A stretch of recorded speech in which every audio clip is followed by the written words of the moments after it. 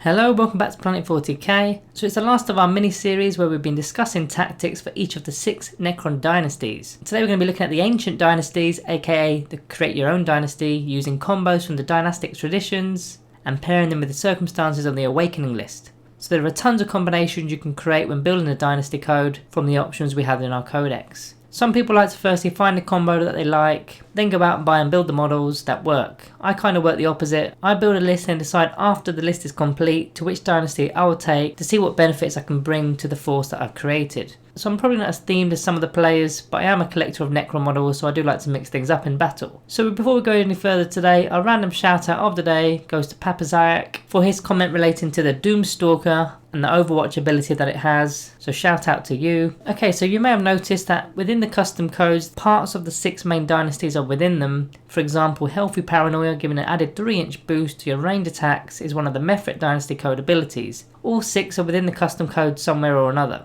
So you do gain that advantage of selecting them over the main 6 because you can customize the one ability that you did like from a dynasty and then add something else to it. Now there is a downside to going custom. You will lose the options. So firstly the dynasty warlord trait, secondly the dynasty relic, the third is the dynasty stratagem, and finally the ability to use both of the directives in one of the command protocols associated with that dynasty. Now some of those in particular are really powerful, so swings and roundabouts as they say. So this movie is putting together some combination ideas. The go-to custom code right now seems to be the combination of Eternal Conquerors and Relentlessly Expansionists. Being able to get that 6-inch pre-game movement, then have objectives secured army-wide is pretty strong. Canoptic Scarabs, Canoptic Wraiths especially, and your trustworthy warriors will make full use of that. Now having a full unit of those Scarabs in particular with objectives secured is really strong, and with that 6-inch pre-game move, then on top of that a 10-inch movement, and if you want to advance them or charge them you get to do that too, then you'll be tying up units. Now a full unit of those Scarabs has got 36 wounds. That's going to take 96 regular bolt gun shots just to clear the unit off. So it's absorbing a lot of firepower. Now the 6-inch pre-move is beneficial because depending on who goes first, you can either use it to potentially make a first turn charge with those smaller no man's land missions, or you can take more area for the mid-ground objectives and make a second defense further up the board. And of course the added bonus of finding new terrain just outside of your deployment zone. Now you could replace the 6-inch pre-game movement option for the Ancient Stir if you go Canoptic Heavy. Now over the course of a game it will likely be more efficient for your overall movement if you do go Canoptic, because you're adding 1 inch to your movement, and Canoptic units are going to be able to pile in and consolidate an extra inch as well, which doesn't seem like much, but it means you can be more tricksy with your piling, positioning to potentially tag additional units into engagement range, or simply wrap your units up around an enemy unit to maybe get a better range of aura buffs or an objective. Also it can be helpful to blockade other enemy units within a combat, and even those that are not in the combat with the unit, they've now got restricted movement because they need to always stay an inch away from your models. So again, I'm looking at Scarabs here, Canoptic Wraiths too, but even the Spiders, to be honest, they're going to benefit because they're quite slow in general. So getting a little bit extra movement always will help. It's a shame it doesn't add to their charge move, but that's where another combination comes in. You could take Butchers from the first list and pair this with the Ancient Stir to now get a +1 to all types of movement for Canoptic units. And also the non-Canoptic units are still getting the +1 to their charge roll. Butchers of course being one of the preset Novak Dynasty code abilities. So that's a few combos that relate to movement. So what if you prefer a more stationary approach to your game? So you do have options here. Pitiless Hunters being the first which aids your rapid fire weapons. It's very similar to Bolter Discipline but for us Necron players.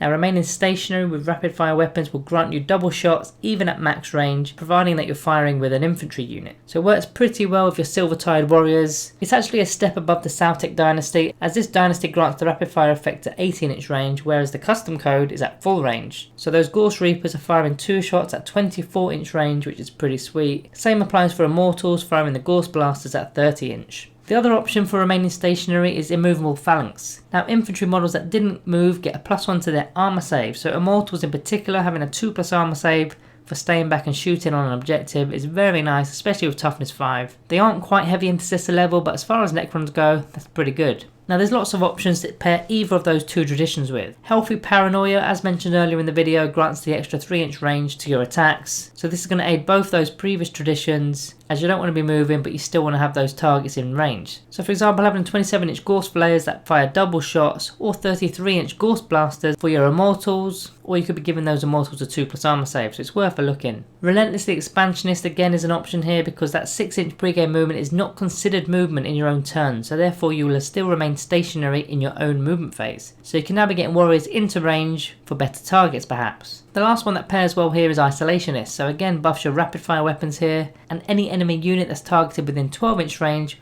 will allow your weapons to gain a +1 to the strength, so now your Gorse Flayers are strength 5 and your Gorse Blasters are strength 6. This isn't restricted to infantry this time, so Tomb Blades with their twin Gorse Blasters will still get strength 6, and they've got tons of shots at rapid fire. This buff also works on both the Doomsday Arc and the Ghost Arc, as both have the rapid fire Gorse Flayer arrays, and they can also fire within engagement range. Strength Fire wounds standard toughness 4 Marines on 3s, and units such as Plague Marines with toughness 5 will now be wounded on 4s. So we've set out some ideas for the Necrons at range. How about Necrons in melee? Now Rad Reaved is another strong favourite for players making use of the melee units, and -1 to enemy toughnesses if they're within an inch of our units. So this is easily better than getting a single reroll to wound roll with the superior Artisan's code, or using Master of the Martial for a single reroll to the hit roll. Rad Reaved in particular is pretty good because it's going to change a lot of situations when you're rolling to wound. So for example, if you use Lich Guard, whether it be the War Scythes or the Hyperface Sword, you're going to be wounding regular toughness 4 models on 2s because the toughness 4 will drop to toughness 3. So a full unit of 10 will now be on average getting 17 wounds as opposed to 13. So that one single unit has increased the wounds by 4 on average, and if you're using War Scythes, each one of those is 2 damage a pop. So this is of course much better than a single reroll to hit or a single reroll to wound. The other code to pair this with could be again the Ancient Stir, so the Canoptic units such as Wraiths with the strength 6 claws are now putting regular Marines down to toughness 3, so they're going to be wounding them on 2s with those claws,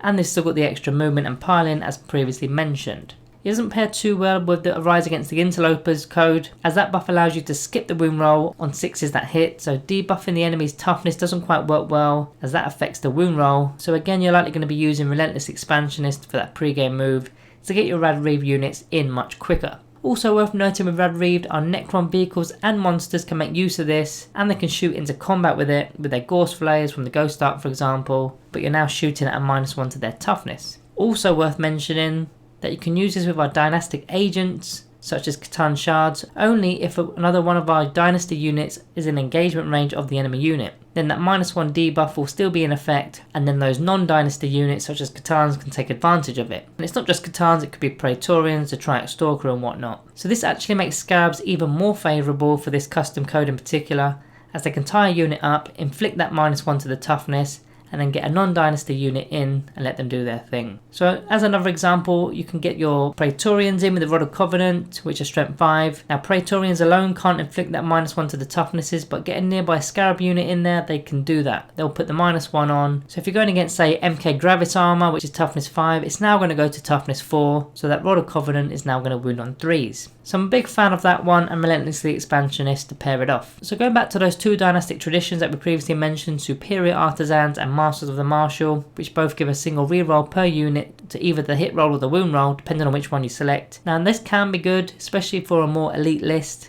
Not so much if you went heavy with warriors or flayed ones for example. It works much better on a low model count. Usually ones with high strength and high damage weapons, so your heavy support options, your destroyers, that kind of thing. So I find the reroll to wound more valuable than the reroll to hit rolls, because the hit rolls tend to be easier, especially with the My Will Be Done abilities or the Lord's Will, or the Hardwired for Destruction ability with the Destroyer cults. So let's check out some of the not so popular options within the custom codes and explain why they kinda stink at present. So Contemptuous of the Codes, which is a +1 to hit against characters. Now this sucks if I'm honest, as most characters will have a Lookout Sir ability at range, so only really death marks can target them, but they're hitting on 2s already. Against bigger characters with 10 wounds or more, you can simply just put a My Will Be Done ability on your infantry units, and Technomancers can buff the Canoptic units, so there isn't really much need for it at range. In melee it can work I guess, but you still can use that My Will Be Done with units such as Lich Guard. Destroyer cults also reroll 1s to hit, so okay, you're hitting on 2s and rerolling 1s, which is quite nice, but a smart opponent is taking out your main melee threat such as your Scorpic Destroyers as a priority, especially when you know that you can hit on 2s and reroll 1s. Not only that, how many characters come up in a game of 40k? Sometimes it could be a single character, sometimes maybe 2, maybe 3, Depends on the faction I guess, but funneling your whole army's abilities into just a few models doesn't seem efficient, especially when a lot of times you can buff those units in other ways. Severed I'm also not a fan of, but I'm not going to go speaking too harshly on it because I know there's a lot of players that make max use of our command protocols, so getting a 9-inch bubble from the characters instead of a 6-inch bubble will please those players. It's not one I'd personally use, but to be honest, most players that really make use of the command protocols tend to use the Zarokhan Dynasty. Maybe there's a combo here I'm not aware of, let me know in the comments if you're aware of one. Lasso Kingdom is just a Necron successor tactic, so I don't really need to go into too much detail with that one. Now in the other list, the Circumstances of the Awakening. Warrior Nobles is a really poor choice, probably the worst of the lot here. It allows nobles to reroll 1s in melee, and that's to hit and to wound. Not fantastic. I mean, how many nobles do you field in a given game? Usually 1, maybe 2 in larger games, but multiple nobles tends to be played to get multiple resurrection orbs within a game. Lords and overlords with resurrection orbs aren't going to want to be going up hunting things down in melee. They already hit on 2s and wound on 3s anyway. If it was such a big deal within the game, you can always use a command reroll as a better option. The last one that I don't quite fancy is Interplanetary Invaders, which allows vehicles to fall back and shoot at -1 to hit, or they can fire within combat without the penalty to firing heavy weapons, which isn't as good as it first appears. So let's quickly look at some of the vehicles that can use this. So you've got the Command Barge, the Annihilation Barge, the Ghost Ark and the Doomsday Ark. The rest are either monsters, Titanic units or Dynastic agents. Although it will affect the Titanic units if they remain in combat, as there's no -1 to hit. But as far as falling back goes, it's only affecting those 4 units. Now Annihilation Barges aren't quite that great at the moment, so won't likely be fielded, and Command Barges aren't really there for their shooting capabilities. So really it's only designed for the Doomsday Ark to fire its blast weapon, as you can't fire the blast weapons in engagement range. And the Ghost Arks of course don't have any heavy weapons, so it's just a Doomsday Ark. So you'd fall back, but even then it's a -1 to hit with it, and it's already a very dodgy weapon because it's a D6 amount of shots. So I'd definitely avoid this one. So before we go, I thought I'd do my personal top 3 combinations when using the custom Dynasty codes for the Necrons. So in third place, I quite like Pitiless Hunters, as I tend to go over a lot of warriors, hence why I usually play Saltec, and pairing them off with Healthy Paranoia for that added range, which I think works pretty well, being able to fire at full range with the extra range. In at number 2, Rad Reed for the melee Necrons, and pairing this off with either Ancient Stir or Relentlessly Expansionist, depending on whether I'm Canoptic heavy or not. Either way, I want some speed with my melee units so I can get them in range for that -1 to the enemy toughnesses. The one I like the most out of all of the custom codes is Eternal Conquerors, and again Relentlessly Expansionist. So having an army-wide objective secured and then getting a pre-game move is going to really aid in capturing a lot of ground early game. Then it's just a case of being able to hold on to those objectives. Any objectives in your opponent's area, you only need to tie those units up and hold them, whether it be with a Ghost Ark or some Canoptic Scarabs. So that's my top 3 combos. I love it if you can put your combos down below. I like any comments that match your combos so that we can see which combos are preferred by the community. And if you do want to go into some details about your units, you're welcome to do that too. Guys, that's the custom Dynasty code covered. That's actually all of the Dynasty code tactics covered now. Now we're shortly going to be starting a new series called Know Your Foe, so be on the lookout for that. It's pretty much a guide to the best methods of beating certain factions with all the what to do and what not to do's within those videos. And it's also worth a watch if you're playing that particular faction, as you can learn how Necron players will try to beat you. So drop a like if you're enjoying the content, and of course sub if you are new.